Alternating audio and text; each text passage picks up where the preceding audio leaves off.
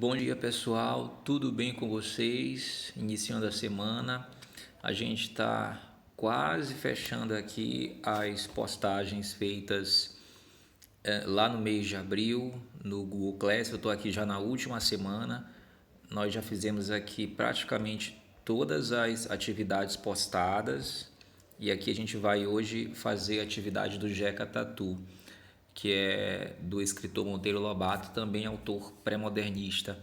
Antes de eu começar a atividade de hoje, eu quero pedir para quem não fez ainda a avaliação diagnóstica, você está lá no grupo que eu postei no dia 28 aqui de agosto, na sexta-feira, vocês vão clicar aqui, vai abrir uma janelinha do browser, né, do aplicativo de internet de vocês. Aí é muito simples, vocês vão preencher o Gmail, tem que ter Gmail, nome de vocês, e aqui são só questões de marcar, são 5 questões bem fáceis, pessoal, sobre parnasianismo e simbolismo. Praticamente são só esses dois assuntos. Então façam lá, né, para vocês já começarem a ser avaliados, para ajudar vocês aí nas próximas avaliações que vão ter daqui para frente. Então eu vou abrir aqui o nosso arquivo de hoje, que é sobre o Jeca Tatu, já está até aqui.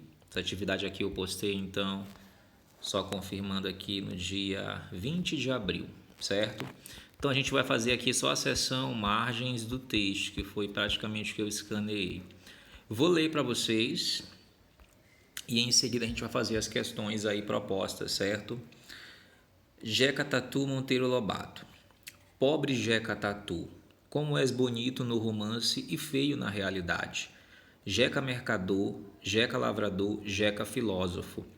Quando comparece às feiras, todo mundo logo adivinha o que ele traz. Sempre coisas que a natureza derrama pelo mato e ao homem só custa o gesto de espichar a mão e colher, nada mais. Seu grande cuidado é espremer todas as consequências da lei do menor esforço, e nisto vai longe. Começa a namorada, sua casa de sapê, e lama faz sorrir aos bichos que moram em toca e gargalhar o João de Barro. Pura biboca de bosquímando, mobília nenhuma. A cama é uma espipada esteira de peri posta sobre o chão batido. Às vezes se dá ao luxo de um banquinho de 3 pernas para os hóspedes. 3 pernas permitem equilíbrio. Inútil, portanto, meter a quarta, o que ainda obrigaria a nivelar o chão.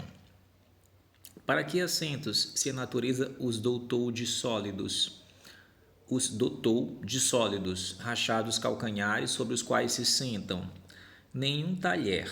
Não é a munheca um talher completo? Colher, garfo e faca a um tempo? Seus remotos avós não gozaram maiores comodidades, seus netos não meteram quarta perna ao banco. Para quê? Vive-se bem sem isso. Se pelotas de barro caem abrindo seteiras na parede, Jeca não se move a repô-las. Ficam pelo resto da vida os buracos abertos a entremostrarem nesgas de céu. Quando a palha do teto, apodrecida, grita em fendas por onde pinga a chuva, Jeca, em vez de remendar a tortura, limita-se cada vez que chove a aparar numa gamelinha a água gotejante. Remendo para quê? Se uma casa dura 10 anos e faltam apenas 9 para que ele abandone aquela, esta filosofia economiza reparos. Aqui do lado vocês vão ter aí o vocabulário para ajudar quem tiver dificuldade na compreensão de algumas palavras. Biboca, nesse contexto aqui, é casa humilde. Aliás, aqui não é nem nesse contexto, aqui é o significado literal mesmo, do dicionário. Então, biboca é uma casa humilde com cobertura de palha. Bosquímano, indivíduo dos bosquímanos, povo sul-africano. Espipar, esticar, estender. Peri ou piri, espécie de junco do qual se fazem esteiras, piripiri. Munheca, mão, remoto, antigo, distante. Seteira, fresta. Nesga, pequeno espaço. Gritar, rasgar. Gamela, vasilha de madeira ou barro. Acredito aí que a palavra remoto vocês já estão bastante acostumados, né? Porque a gente está tendo aulas remotas, que é justamente isso, né? Não seria antigo, mas seriam aulas distantes, à distância.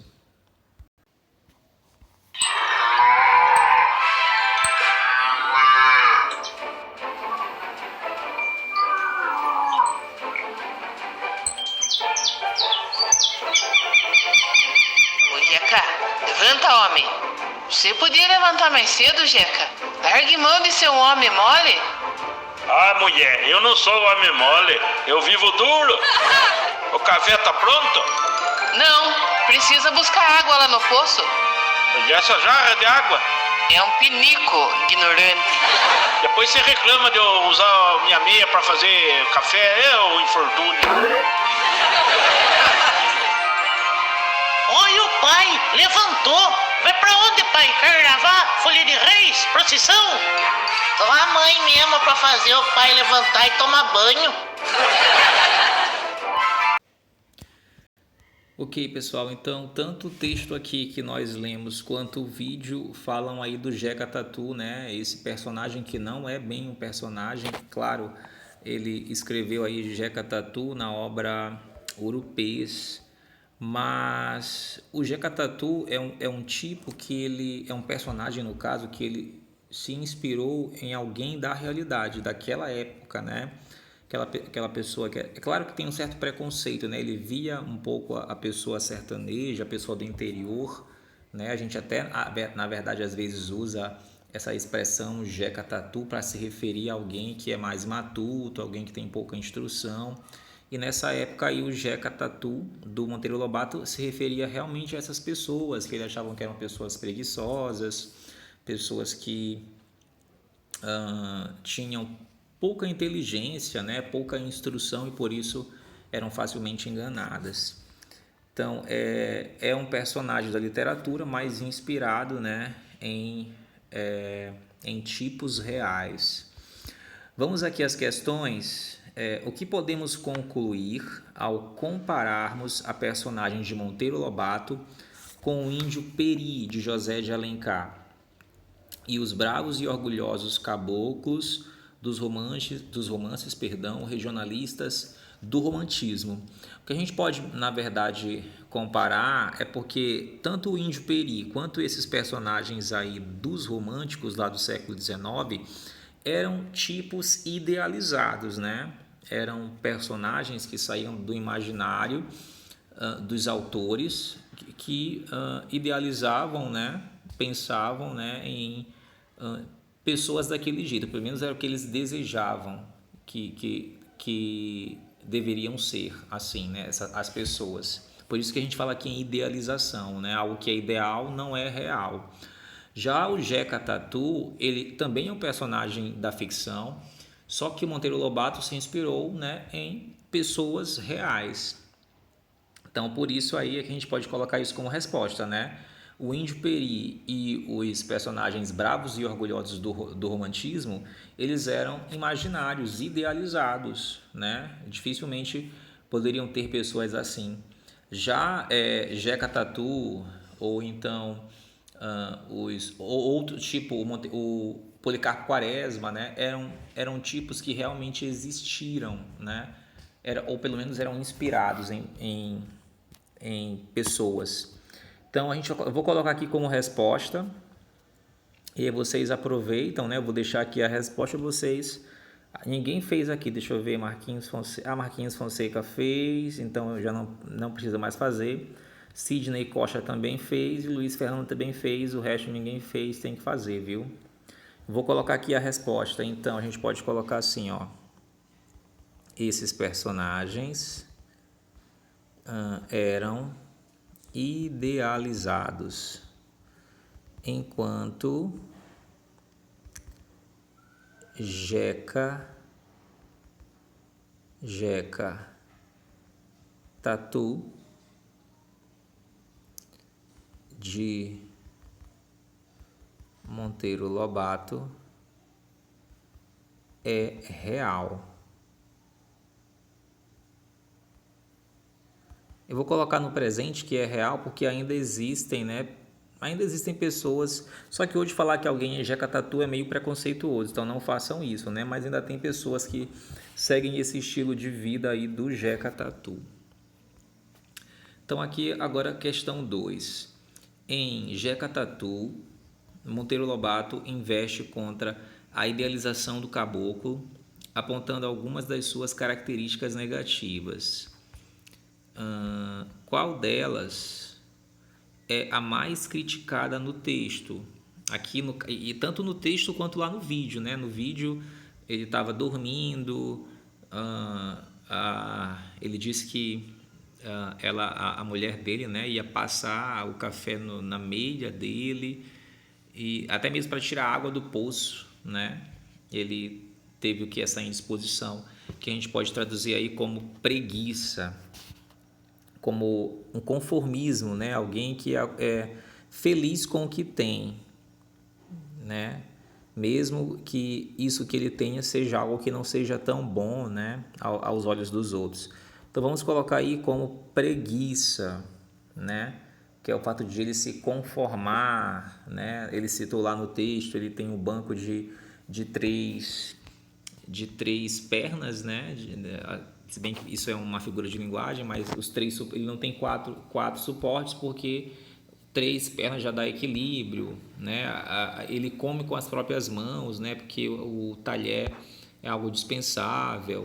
A questão da cama também, que é uma espipada, né? Que ele aqui praticamente é o que é o chão que ele dorme. Então ele praticamente é conformado com isso daí. Questão 3, Jeca mercador, Jeca lavrador, Jeca filósofo. Esse parágrafo refere-se ao Jeca de Monteiro Lobato ou aos caboclos dos romances românticos. No caso aqui seriam, né, os caboclos aí dos romances românticos, com certeza, porque o Jeca não era o Jeca pré-modernista, né? Não era nada disso. Então vamos colocar aqui questão 3. Refere-se aos caboclos do romantismo, né? Que aí o romance romântico é romantismo. E vamos para a nossa última questão para fechar a aula remota de hoje. Você crê, é uma questão pessoal, né? Uma resposta livre. Você crê que Monteiro Lobato queria chamar a atenção para uma realidade que deveria ser mudada ou pretendeu apenas ridicularizar o caboclo? A gente precisa acreditar que ele queria aí, né, chamar a atenção ele não queria apenas fazer o bullying, né, com essas pessoas, que seria até, na verdade, hoje seria uma espécie de crime, né, a gente diferenciar o outro pela maneira como ela vive ou pelo jeito como ela se porta, né, enfim. Hoje isso está até tipificado aí no Código Penal, né, fazer esse tipo de assédio. Mas naquela época eu acho que ele queria chamar a atenção através da literatura, né, para a realidade brasileira. Mas a resposta é livre, vocês podem refletir e pensar aí, né, e dizer o que vocês acham. Será que ele queria ridicularizar ou ele queria chamar a atenção?